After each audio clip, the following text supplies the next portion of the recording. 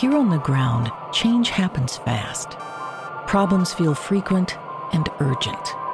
It's loud and anxiety runs high. From a satellite view, the Earth looks the same as it did thousands of years ago. We've been here before. Let's learn from our past and shoot for a better future.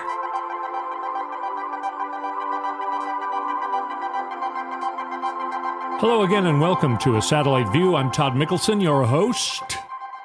Here for another week. Wow, what a week it was. If you listened to my last episode, you may remember at the very end of it, I mentioned, hey, there are some things trending on Twitter right now that makes me think maybe Trump got his indictment. Now, I had predicted it was going to come that Tuesday. It didn't come that Tuesday, not that Wednesday. But it came that Thursday evening, and I was recording this show that Thursday evening, and in fact, it turned out to be true. As I was saying that, the indictment was being announced. So it was like real live news right at the moment, and I didn't realize that I was reporting it correctly. Then on arraignment day, I was actually sitting in for Matt McNeil on AM 950, the progressive voice of Minnesota radio. Just like I was on the first arraignment day, Matt McNeil seems to be taking his days off accidentally on the most important news days. So I got to be a part of both arraignment days live on the radio, and that was fun and interesting.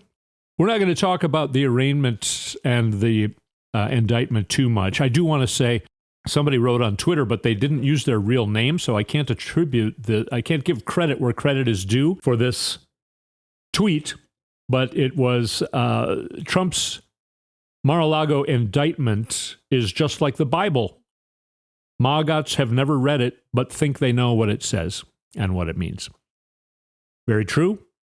Before we move on to other matters, I do want to just address what's related to the Trump indictment, and we're going to start by meditating.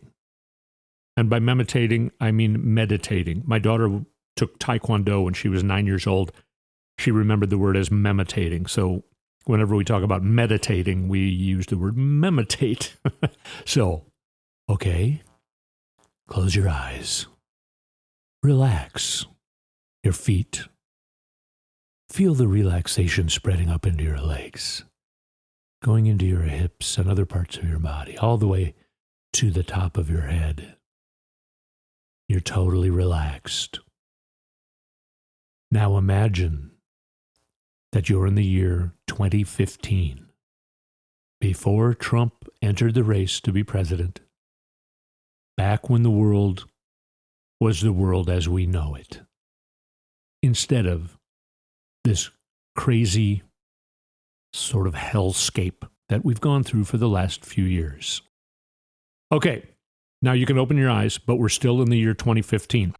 And then Trump enters the race, and then everyone thinks it's a joke. But then on election night, he wins. I remember being terrified. I remember it feeling like a sci-fi disaster / Cold War era movie. Something went wrong.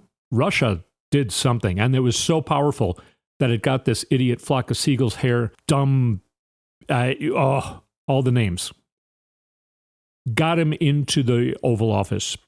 By the way, Trump's hair is looking more and more like a flock of seagulls as he's unraveling in his going crazy.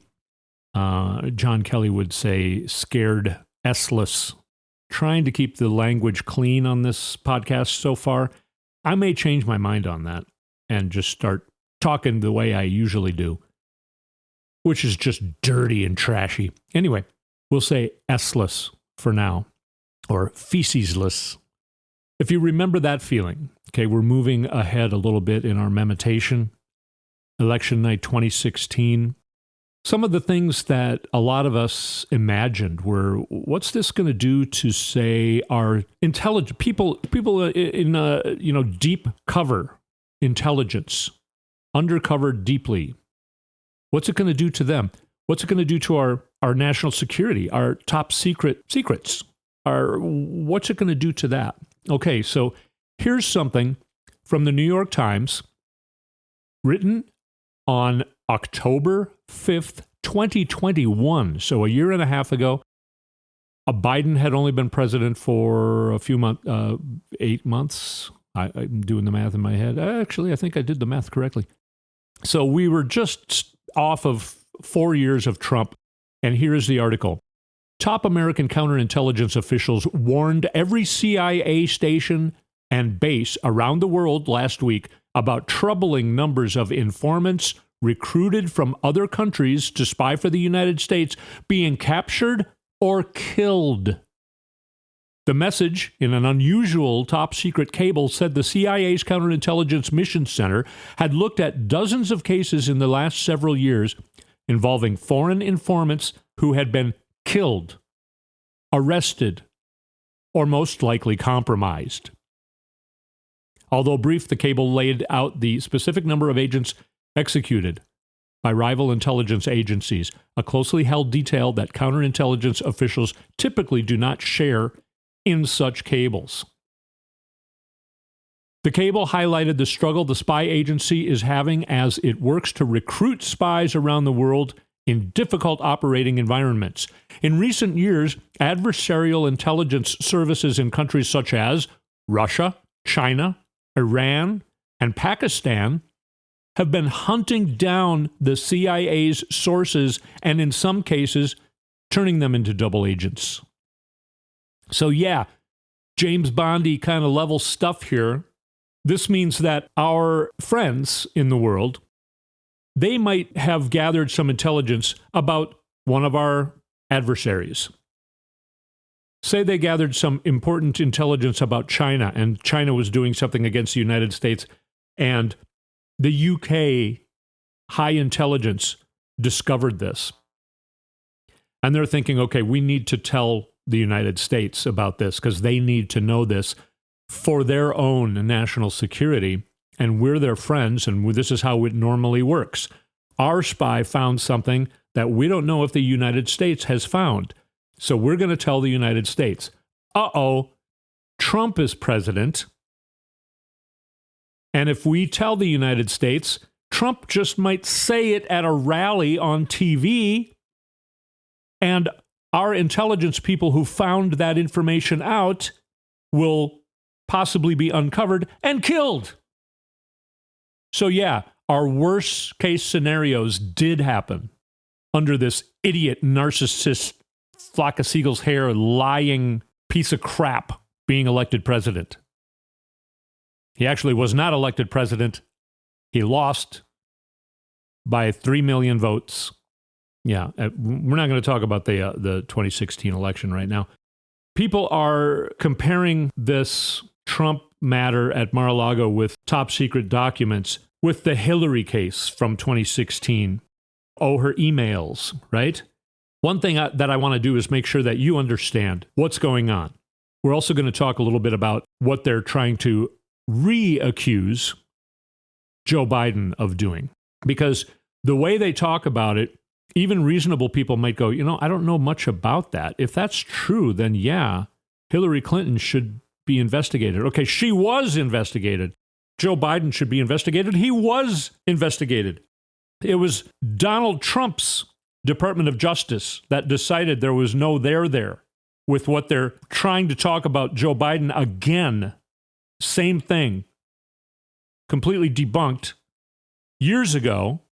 We're going to talk about that, but right now I'm going to talk about the Hillary case with her emails. You heard about 30,000 emails. Okay, that's because she returned 30,000 emails to the Department of Defense. Then people started to say, what did she have in those emails? That's when she was the presidential nominee, of course. Nobody really talked about it until she ran for president. But then they brought it up. So the FBI looked into it. So 30,000 emails to the Department of Defense that were work-related, and many thousands more that were personal. She turned them all over. Okay, there's a huge difference right there. Donald Trump was asked nicely many times, hey, we noticed that you may still have some of these documents that the government really needs back. Those are highly sensitive documents, and you need to give them back to us so that we can properly take care of them and make sure they don't get into the wrong hands. And he basically flipped the bird to the archives. Hillary Clinton, when she was asked about it, she, turned it all over. And here's my personal emails as well. Now, also, these were emails. They were not documents. There were no documents. There were no electronic documents. There were no photos or scans of documents. These were just email conversations. And out of the 30,000 work-related emails, the FBI found that there were 8 emails that mentioned something about top secret documents, but did not include the documents. There were 37 that were secret, and there were 10 that were confidential. Trying to do math in my head. 55. I guess that's 55 emails total that were sensitive. 8 of them were top secret, but again, did not reveal an actual document. This is a conversation between her and somebody else who probably is also privy to that same information.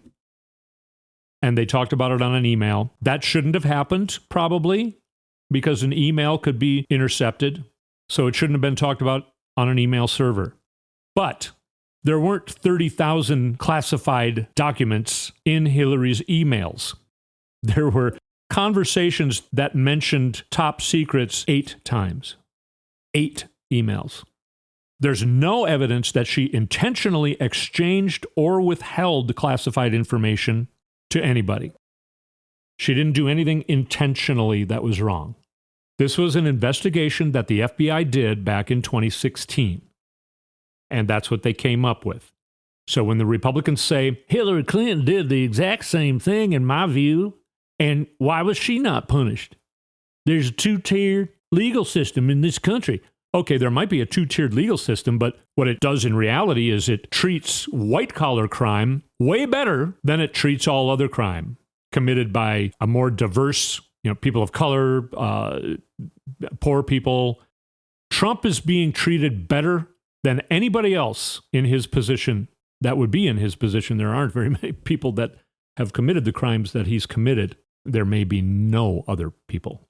But he wasn't handcuffed. His passport was not taken away. There's no restrictions on his travel.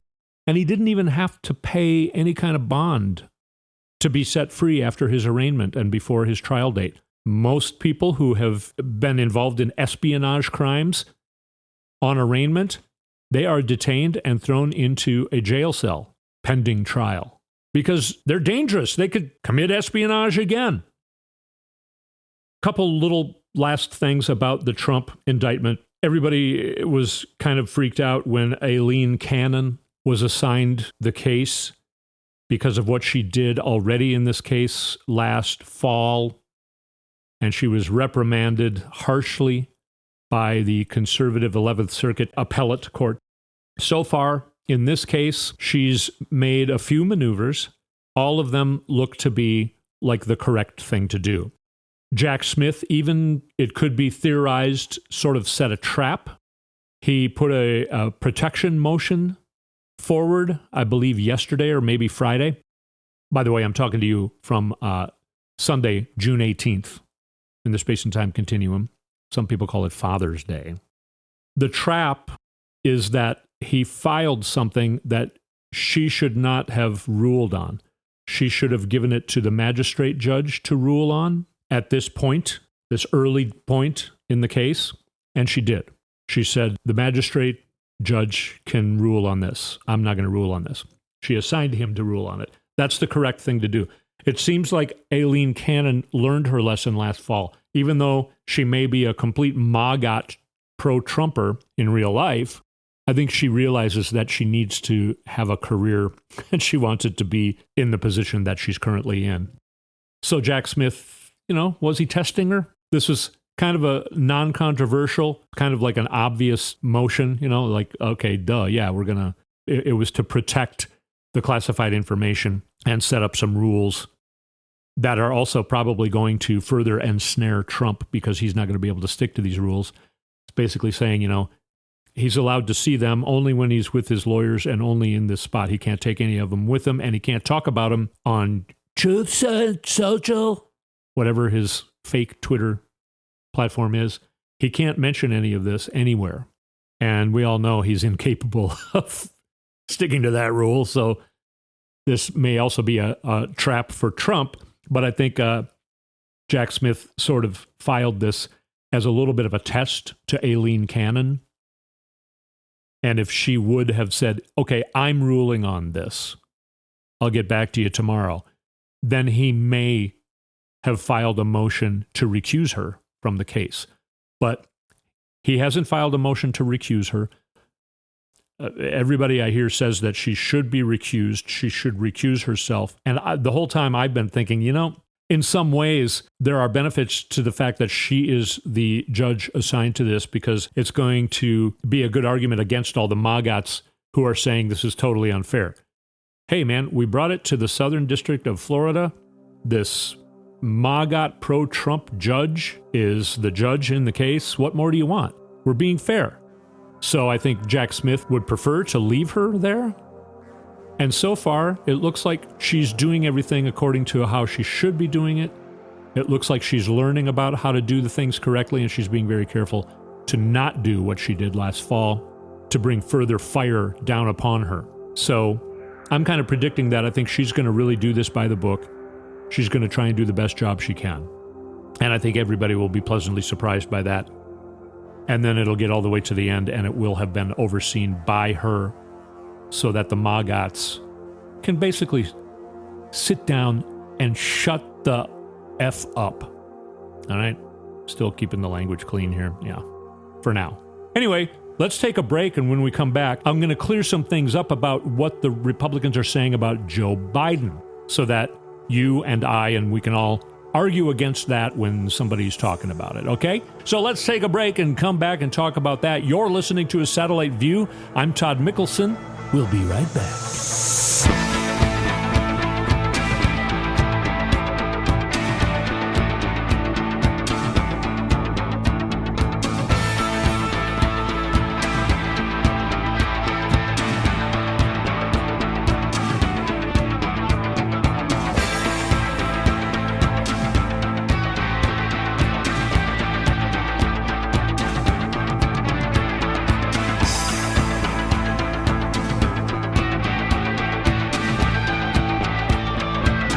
And we're back on A Satellite View. By the way, the music that you hear on this show is original music recorded in the past by me. Go to toddmikkelson.com and go to the music link, and you can open up an awful lot of music that I worked on over the past decades, including the music that you hear on this show. So, we are going to get to talking about the Joe Biden matter, but a couple other things. Tim Scott running for president, I don't know, he seems a little dim. So far, he has said some things that are really dumb. Not saying he's dumb. Maybe he's just not a good candidate. There are a lot of really good people, a lot of intelligent people who make not good candidates to run for office. So it could just be that that's the case, but so they're talking about abortion. Inevitably, this is why a Republican cannot win the presidency ever again, because they're going to be asked, do you agree with a national ban on abortion? If they say no, then they can't win the primary. And if they say yes, they can't win the general election. Right now, they're running in the primary. So the way they're talking about women's health care issues is trying to blame Democrats of things all the way up to killing babies. Trump said they want to go all the way up to the minute of the birth, and then even after the birth, they want to abort the baby even after the birth. Okay. It's no longer an abortion at that point. That's actually when it's murder. But Tim Scott, he said Democrats want to legalize abortion up to 52 weeks. Now, if you're a little caught off guard by that, or if you're not paying close enough attention, think about that. 52 weeks. How many weeks are in a year? 52 weeks. How long is a pregnancy. 9 months. Okay, there's roughly 4 weeks in a month. What's 4 times 9? It's 36. There are 36 months in a pregnancy. Tim Scott thinks the Democrats want to legalize abortion all the way up to 52 weeks of pregnancy.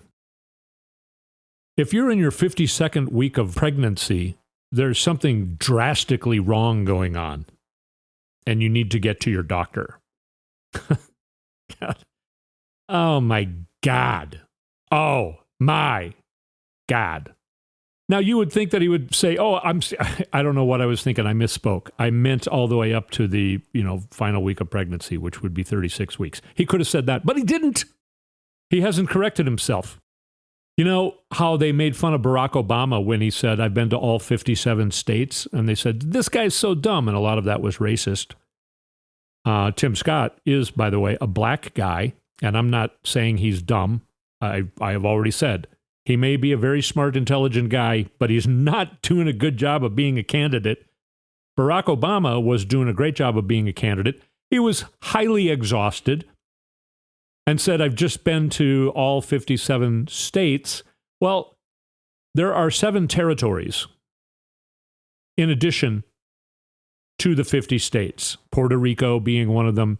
So he was saying, all 57 of the places that have a vote. And it's a totally understandable sort of misspeak. He just said, I've been to all 57 states, meaning all 57 places where people vote for the presidency. I've been to all of them. And Republicans were like, this guy doesn't even know how many states are in America. What is he? It's because he's not an American. Anyway. Here's another thing. I've got my Twitter feed up, and it's actually from The Hill. Former Vice President Mike Pence said he does not know why other 2024 Republican presidential candidates presume former President Trump will be found guilty of the charges he is facing. Okay, let's put some thought into that. Because it's true. Those who say that they will pardon him assume he'll be found guilty. Of course, they're correct. But this is a sort of catch-22 for Mr. Bland and a half here, Pence. If you say you won't pardon him, Trump will think that you're supporting him by thinking that he won't be found guilty? I mean, so where are you going with this? You're saying you won't pardon him because you think he won't be found guilty. And those other people, they think Trump is guilty. That's why they're saying they're going to pardon him.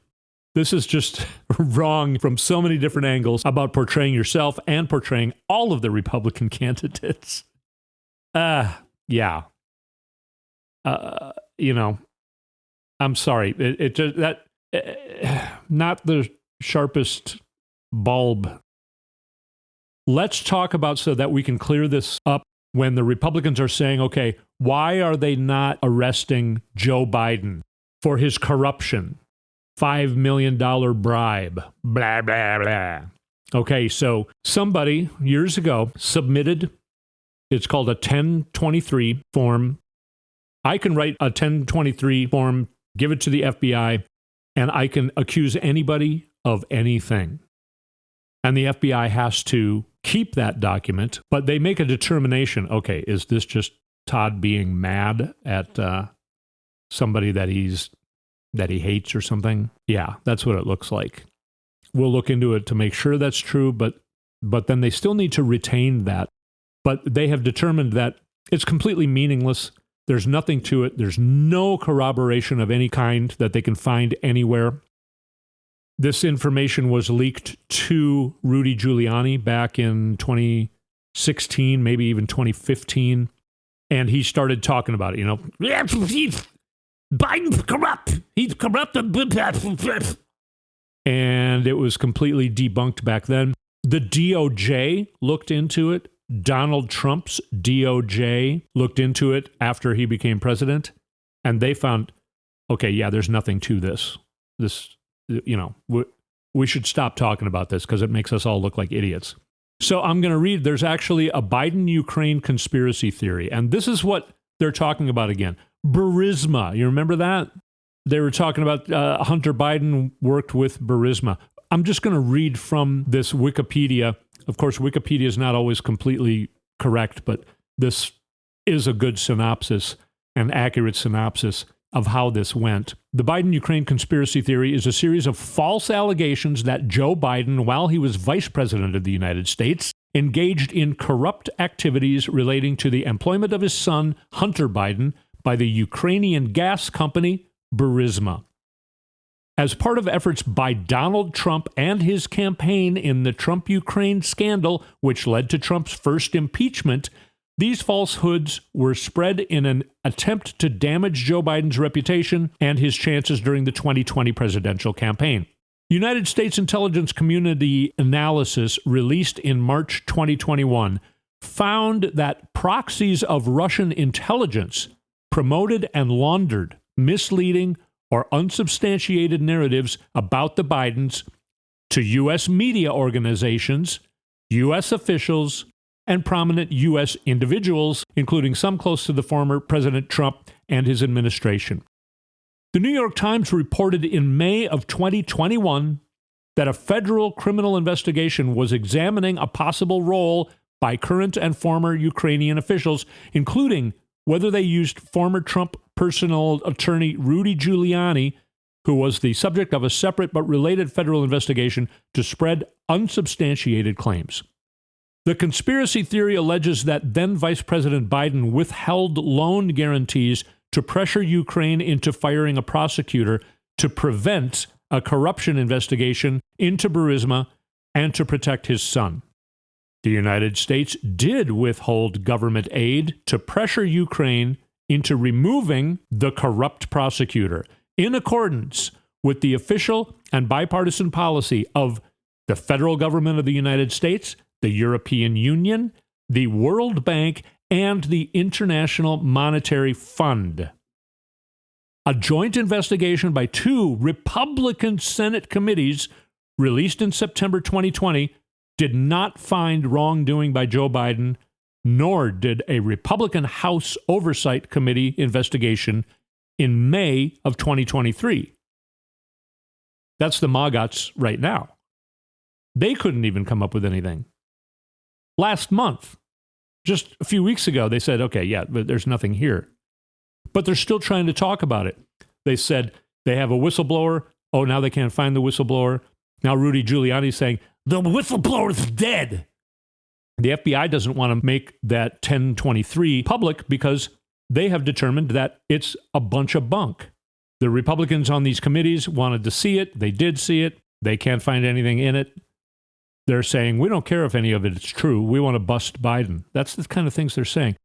But it's basically opposite of what they're saying. They're saying that Biden was trying to fire somebody who was investigating into Burisma because that investigator was going to find corruption.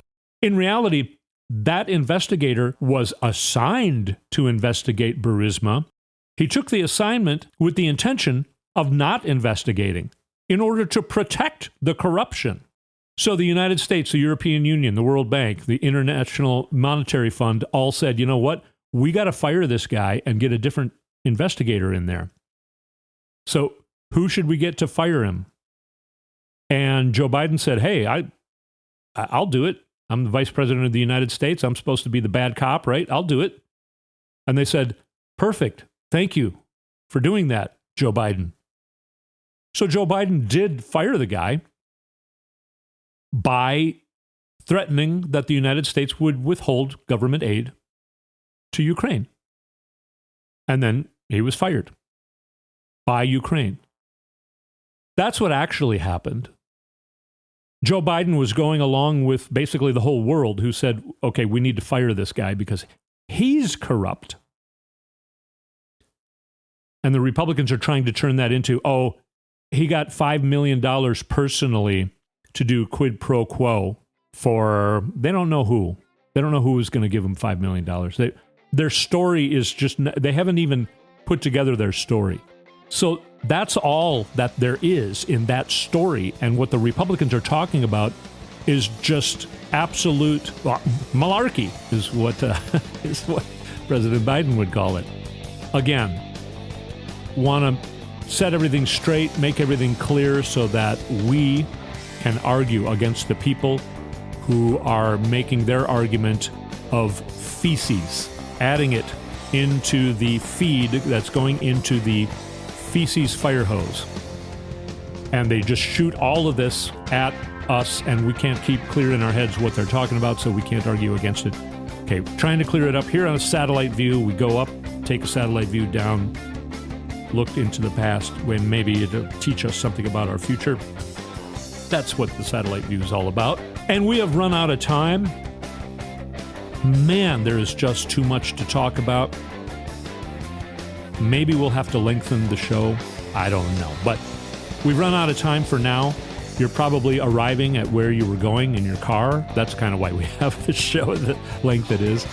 It's kind of a bite that you can, it's not too big to bite off. Anyway, but man, so much to talk about. Run out of time. We'll see you next time. We're doing this show once a week. We'll talk to you soon. Thanks for listening.